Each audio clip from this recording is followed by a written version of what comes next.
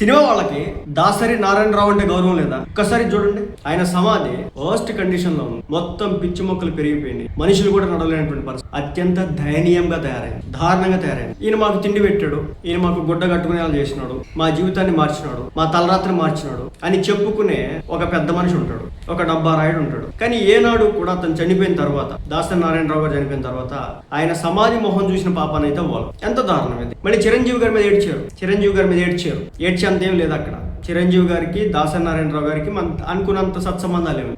చివరికి చిరంజీవి గారి మీద ఆయన పార్టీ పెట్టిన క్రమంలో ఇదే దాసరి నారాయణరావు గారు అయితే తీవ్రమైన స్థాయిలోనే మాట్లాడడం జరిగింది. కొన్ని ఎటకారపు మాటలు కూడా మాట్లాడడం అయితే జరిగింది. అంత మంచి టర్మ్స్ అయితే లేవు. ఇప్పుడు చిరంజీవి గారు వచ్చి సమాధిని క్లీన్ చేయాలి కదా, క్లియర్ చేయాలి, ఆయనకేం అవసరం. చిరంజీవి గారు ఇప్పుడు ఆయన ఉప్పు తినలేదు, ఆయన ఫుడ్ తినలేదు. ఓకే, ఉప్పు తిన్నోళ్ళు ఫుడ్ తిన్నోళ్ళే మర్చిపోయినారు. చిరంజీవి గారికి ఏం అవసరం? కాబట్టి చిరంజీవి గారి మీద ఏడ్చేవాళ్ళందరికీ చెప్పేది ఒకటి, దీనికి చిరంజీవి గారికి సంబంధం లేదు. చాలా సందర్భాల్లో చెప్పుకున్నారు, చిరంజీవి గారిని అవమానించే ప్రయత్నం కూడా చాలా సందర్భాల్లో కొంతమంది చేసినారు. కాబట్టి ఎవరైతే ఆయనకి తిండి పెట్టారు, మాకు తిండి పెట్టాడు, మాకు నీడిచ్చాడు, మాకు గుడ్డ పెట్టాడు, అది ఇచ్చాడు, ఇది ఇచ్చాడు అని చెప్పుకునే వాళ్ళే చూసుకోవాలి. చిరంజీవి మీద ఏడుస్తూ కుదరదు.